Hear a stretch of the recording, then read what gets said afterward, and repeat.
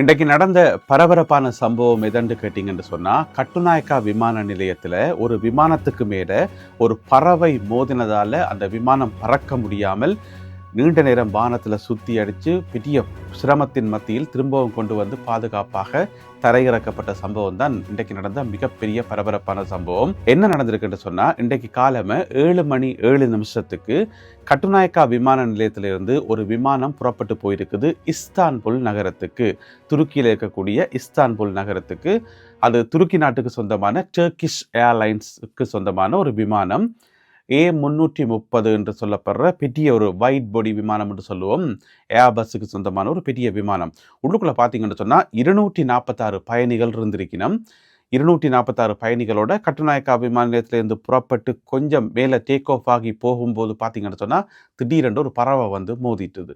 அப்போ எங்களுக்கு தெரியும், பறவை வந்து விமானத்தில் மோதினா அதனால் நிறைய விபத்துக்கள் நடந்து, எத்தனையோ விமான விபத்துக்கள் நடந்து நிறைய உயிரிழப்புகள் எல்லாம் நடந்திருக்குது இந்த பறவை மோதின காரணத்தால். அப்போ அதுக்கு மேலே விமானத்தை கொண்டு இஸ்தான்புல் வரைக்கும் பறந்து வாரது வந்து சாத்தியம் இல்லைன்றதுக்காக கட்டுநாயக்கா விமான நிலையத்தை சுற்றி நீர்கொழும்பு அந்த கடல் பகுதியில் வந்து நீண்ட நேரமாக வானத்தில் வட்டமடித்து ஏன்னு சொன்னால் அந்த எரிபொருளை வந்து குறைக்கணுன்றதுக்காக நீண்ட நேரமாக வட்டமடித்து அப்போ காலமை 7:07 புறப்பட்ட விமானம் காலமை 10:24 கொண்டு வந்து திரும்பவும் கட்டுநாயக்கா விமான நிலையத்தில் வந்து பாதுகாப்பாக தரையிறக்கப்பட்டிருக்கிறது. இதுக்கிடையில் வந்து கட்டுநாயக்கா விமான நிலையத்துக்கு தீயணைப்பு படை வீரர்களிலிருந்து பாதுகாப்பு மேலதிகமாக அதிகரிக்கப்பட்டு தேவையான சகல ஏற்பாடுகளும் செய்து வைக்கப்பட்டது. ஏன்னு சொன்னால் கொண்டு வந்து லேண்ட் ஆகிக்குள்ளே வந்து என்னவும் நடக்கலாம், என்ன பிரச்சனைன்னு தெரியாதானே.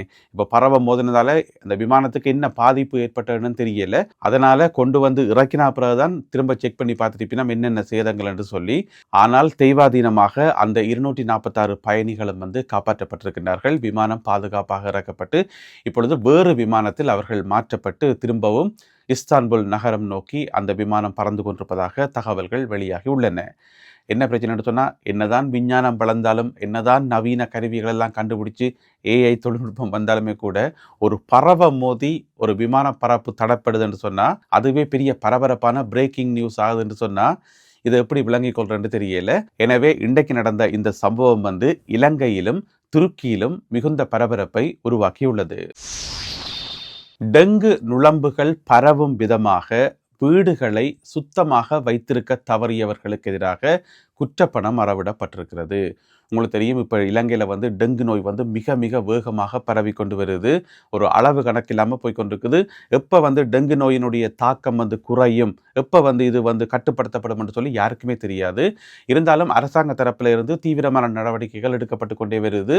எப்போவுமே எங்களுக்கு தெரியும், இது வந்து தனியாக அரசாங்கத்தாலேயோ சுகாதார அதிகாரிகளாலேயோ நடக்கிற காரியம் இல்லை. இதுக்கு வந்து முழுக்க முழுக்க பொதுமக்களும் ஒத்துழைப்பு வழங்கணும். நாங்கள் ஒவ்வொருத்தருமே வந்து எங்களுடைய வீட்டு ஏரியாவை வந்து நுளம்புக்கு அந்த ஏரியாவில் இடமே கொடுக்கக்கூடாது. நுளம்பை வந்து அந்த நாட்டாம படத்தில் வர மாதிரி ஊரை விட்டு தள்ளி வைக்கணும். அப்படி வச்சா மட்டும்தான் நாங்கள் பாதுகாப்பாக இருக்க முடியும். இங்கே பார்த்தீங்கன்னு சொன்னால் கொழும்பு ஏரியாவில் வந்து நிறைய வீட்டு உரிமையாளர்கள் வந்து தங்களோட வீட்டை வந்து குப்பையாக வச்சுருந்ததால் நுளம்பு பெருகும் விதமாக வச்சுருந்ததன் காரணமாக இப்போ 21 லட்சம் ரூபா ஃபைன் அடிக்கப்பட்டிருக்குது. அவ்வளோ பேரையும் கூட்டிக் கொண்ட நீதிமன்றத்தில் முற்படுத்தி 21 லட்சம் ரூபா. எனவே ஒரே ஒரு நாளில் ஒரு சிங்கிள் டேயில் வந்து 21 லட்சம் ரூபா ஃபைன் அடிக்கப்பட்டது டெங்கு நோய்க்காக. இதுதான் முதல் தடவை என்று சொல்லப்படுது. நாங்கள் இவ்வளோ காலமும் வந்து குற்றப்பணம் வரப்படுறது, இந்த போக்குவரத்து மீறல்கள் மற்ற குற்றங்களை தான் கேள்விப்பட்டிருப்போம். நுளம்பு பெருகுவதற்கு காரணமாக இருந்தார்கள் என்று சொல்லி கேள்விப்பட்டிருக்கிறோமா? இப்போ பார்த்தீங்கன்னு சொன்னால் 21 லட்சம் ரூபா குற்றப்பணம் அறவிடப்பட்டிருக்கிறது. இது தனியே மகரகம பகுதியில் நடந்த சம்பவம். எனவே மகரகமவுக்கு மட்டும்தான் இது பொருந்தும் என்று சொல்ல முடியாது. நாட்டினுடைய சகல பகுதிகளுக்கும் இது பொருந்தும். எனவே அனைவரும் சுத்தமாக இருப்போம். ஏன்னு சொன்னால் டெங்கு நோய் வந்து அளவுக்கு அதிகமாக பரவி கொண்டு வருது. இப்போ பார்த்தீங்கன்னு சொன்னால் இன்றைக்கு காலம வெளிவந்த புள்ளி விவரங்களோட அடிப்படையில் 47 பேர் இதுவரைக்கும் உயிரிழந்திருக்கின்றார்கள். இந்த வருஷத்தில் 47 பேர். அதே வேளையில் டெங்கு நோய் தொற்றுக்கு உள்ளானவர்களுடைய எண்ணிக்கை 67,174. நேற்று ஒரே நாளில் மட்டும் நேற்று 10ஆம் தேதி பார்த்தீங்கன்னு சொன்னால் 1110 பேர் பதிவு செய்யப்பட்டிருக்கின்றார்கள். ஆக இந்த முதல் 10 நாளில் ஜூலை மாதத்தினுடைய முதல் 10 நாளில் பார்த்தீங்கன்னு சொன்னால் 11,795 பேர் டெங்கு தொற்றுக்கு உள்ளாகி இருக்கின்றார்கள். இந்த வருஷத்திலே பார்த்தீங்கன்னு சொன்னால் போன மாதம் ஜூன் மாதம் தான் அதிக அளவிலான டெங்கு நோயாளர்கள் பதிவாகியிருந்தார்கள். எனவே போகிற போக்க பார்த்தா அந்த ஜூன் மாதத்தினுடைய ரெக்கார்டை வந்து இந்த ஜூலை மாதம் தாண்டும் போல இருக்குது. எனவே இது ஒரு சீரியஸான பிரச்சனை. அனைவரும் பாதுகாப்பாக இருப்போம். இன்றைக்கு சனிக்கிழமை இலங்கையில் என்ன நடக்கும்? நீர்ல மூழ்கி உயிரிழக்கிற சம்பவம் கண்டிப்பாக பதிவாகும். இதை ஒரு கவலையோடு தான் சொல்ல வேண்டியிருக்குது. என்னன்னு சொன்னா ஒவ்வொரு சனி ஞாயிறும் சொல்லி வச்ச மாதிரி இந்த நீர்ல மூழ்கி உயிரிழக்கிற சம்பவங்கள் நடந்து கொண்டு தான் இருக்குது. இந்த செய்திகளை தொடர்ந்து பார்க்குறவங்களுக்கு நல்ல வடிவா தெரியும். அந்த அடிப்படையில் இன்றைக்கு காலமே பார்த்தீங்கன்னு சொன்னா சனிக்கிழமை ஒரு 11 வயது சிறுவன் நீரிலே மூழ்கி உயிரிழந்த சம்பவம் பதிவாகி இருக்கிறது திருகோணமலை மூதூர் பகுதியில் இருக்கக்கூடிய கங்குவேலி என்று சொல்லப்படுற ஒரு சிறிய கிராமத்தில் பார்த்தீங்கன்னு சொன்னா அந்த கிராமத்தை சேர்ந்த ஒரு குடும்பம் மகாவலி கங்கைக்கு போயிருக்கணும் ஆத்துல குளிக்கிறதுக்கு. அப்ப பெற்றோர்கள் ஆத்துல இறங்காக்கு முதல் ஒரு 11 வயது சிறுவன் தான் முந்தி கொண்டு போய் ஆத்துல இறங்கி பெற்றோர்களுடைய கண்ணுக்கு முன்னாலேயே ஆத்துல அடிச்சு கொண்டு போய் அது வேகமாக ஆறு ஓடைக்குள்ள அந்த சிறுவனுக்கு நீச்சல் தெரியுமா அல்லது நீச்சல் தெரிஞ்சாலுமே கூட ஆறு வேகமாக ஓடைக்குள்ள எப்படி கண்ட்ரோல் பண்ணுறது, அது இழுத்து கொண்டு போயிட்டுது. பெற்றோர்களுடைய கண்ணுக்கு முன்னாலே இழுத்து கொண்டு போய் ஒன்றுமே செய்ய முடியாது என்ன. அதுக்கு பிறகு பல மணி நேரம் போராட்டம் நடத்தி எங்கேயோ ஒரு இடத்துல அந்த சிறுவனுடைய உடல் மீட்கப்பட்டு இப்பொழுது மூதூர் பேஸ் ஹாஸ்பிட்டலில் ஆதார வைத்தியசாலையில் வைக்கப்பட்டிருக்கிறது. எனவே ஒவ்வொரு சனி ஞாயிறும் இது ஒரு தொடர் கதையாகவே போய்கொண்டிருக்குது. நாங்களும் திரும்ப திரும்ப சொல்லிக்கொண்டே வரோம், பாதுகாப்பாக இருங்கோன்னு சொல்லி. இதில் அரசாங்கத்திலே நிறைய பொறுப்பு இருக்குது. இன்னென்ன இடத்துல இறங்க தடை, இந்த இடத்துல தண்ணிக்குள்ளே இறங்கவே கூடாதுன்னு சொன்னால் அதை ஸ்ட்ரிக்டாக ஃபாலோ பண்ணணும். தடையென்று சொல்லி அதில் போர்டெல்லாம் போட்டு அதை இப்போ வெளிநாடுகள் இருக்கிற மாதிரி அதை வரையறுக்கணும். அதை பொதுமக்கள் பின்பற்றணும். இந்த இடத்துல தண்ணிக்குள்ளே இறங்கக்கூடாது தான், அதை சட்டத்தை ஃபாலோ பண்ணணும். எனவே அப்படியான சிஸ்டங்களை ஏற்படுத்தணும், மக்கள் மத்தியில் விழிப்புணர்வை ஏற்படுத்தணும். அப்படி இல்லை என்று சொன்னால் இலங்கையில் விபத்துக்களையும் கட்டுப்படுத்த முடியாது. இந்த மாதிரி ஒவ்வொரு சனி ஞாயிறு நீரில் மூழ்கி உயிரிழக்கிறதையும் கட்டுப்படுத்த முடியாது. எனவே அரசாங்கம் உரிய நடவடிக்கை எடுக்க வேண்டும். இன்று இடம்பெற்ற வீதி விபத்திலே 2 இளைஞர்கள் கொல்லப்பட்டிருக்கின்றார்கள். சம்பவம் எங்கே நடந்திருக்குன்னு சொன்னால் கொழும்பு கண்டி பிரதான வீதியில் நடந்திருக்குது. 2 இளைஞர்கள் ஒரு ஆளுக்கு 20 வயசு, மற்றவருக்கு 21 வயசு. 2 பேரும் மோட்டார் பைக்கில் போய்கொண்டிருக்கக்குள்ள எதிர்ப்பக்கம் பார்த்தீங்கன்னு சொன்னால் ஒரு தனியார் பேருந்து ஒன்று வந்ததாம். அதுக்கு பக்கத்திலேயே ஒரு லொரி ஒன்றும் வந்ததாம். இவர்கள் அந்த தனியார் பேருந்தோட முதல்ல மோதி அதுக்கு பிறகு அந்த லொரியோட மோதி இந்த மாதிரி ஒரு பெரிய விபத்து, 3 வாகனங்கள் மோதின ஒரு விபத்து. அந்த இடத்திலேயே இந்த 2 இளைஞர்களும் கொல்லப்பட்டிருக்கின்றார்கள். அதாவது இரத்த வற்றுன என்று சொல்லப்படுற ஒரு கிராமத்தைச் சேர்ந்த இந்த 2 இளைஞர்களும் இந்த விபத்திலே கொல்லப்பட்டுள்ளார்கள்.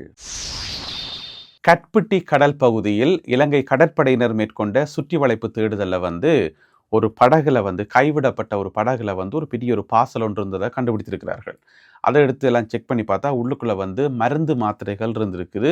சட்டவிரோதமான முறையில் நாட்டுக்குள் கொண்டு வரப்பட்ட மருந்து மாத்திரைகள், அதாவது போதை மாத்திரைகள் இல்லை, சாதாரண மருந்து மாத்திரைகள்லாம். சாதாரண மருந்து மாத்திரையாக இருந்தாலும் அதை சட்டபூர்வமாக தானே கொண்டு வரணும், சும்மா கொண்டு வரலாம் வெளிநாடுகளில் இருந்து இல்லை தானே. அதை எடுத்து செக் பண்ணி பார்த்தா உள்ளுக்குள்ளே 71,960 மாத்திரைகள் இருந்திருக்குது, வெவ்வேறு வருத்தங்களுக்கு பாவிக்கிற மாத்திரைகள். எனவே அதை யாரோ கொண்டு வந்திருக்கிறோம். பிறகு நேவியை கண்டுட்டு டப்புன்னு அதை அப்படியே கைவிட்டுட்டு இங்கே ஓடிட்டோம் போறதுக்கு. இப்போ அது மீட்கப்பட்டு கட்பிட்டி போலீசாரிடம் அந்த பாசல்கள் எல்லாம் ஒப்படைக்கப்பட்டிருக்கிறது. கட்பிட்டி போலீசார் இது சம்பந்தமான விசாரணைகளை மேற்கொண்டு வருகிறார்கள். பாதுகாப்பு அமைச்சினுடைய செயலாளர் இருக்கார் தானே ரவி செனவிரத்ன, அவருக்கு நீதிமன்றத்தால் குற்றப்பணம் அறவிடப்பட்டிருக்கிறது. அப்படி என்ன குற்றம் செய்தவர் என்று கேட்டிங்கன்னு சொன்னால் 2023ஆம் ஆண்டு வாகனம் ஓடியிருக்கார், மது போதையில் வாகனம் ஓடியிருக்கார் வெள்ளவத்தை பகுதியில். அப்படி மது போதையில் வாகனம் ஓடினது மட்டும் இல்லாமல் போய் ஒரு விபத்தை ஏற்படுத்தினாராம் என்று சொல்லி, எனவே இந்த சம்பவத்தில் அவர் மேலே 3 குற்றச்சாட்டுகள் முன்வைக்கப்பட்டிருக்கின்றன. அந்த 3 குற்றச்சாட்டுகளுக்கும் நீதிமன்றத்தில் வழக்கு விசாரணை நடந்து அதில் முதலாவது குற்றத்தை அவர் ஏற்றுக்கொண்டுட்டார். அதாவது முதலாவது குற்றம் என்னென்னு சொன்னால் விபத்தை தவிர்த்திருக்கலாமே என்று சொல்லி நீதிமன்றம் கேட்டது. ஏன் தவிர்க்கலை என்று கேட்டதுக்கு அது தவிர்க்க முடியாமல் போயிட்டுது என்று சொன்னால் மது போதையில் வாகனம் உணவடியால். அப்போ அதை அவர் ஒத்துக்கொண்டத காரணத்தால் அவருக்கு 2500 ரூபா குற்றப்பணம் அறவிடப்பட்டிருக்கிறது. முதலாவது குற்றத்தை ஒப்புக்கொண்டுட்டார். அதுக்கு பிறகு இன்னும் 2 குற்றங்கள் இருக்காம அந்த சம்பவத்தில்.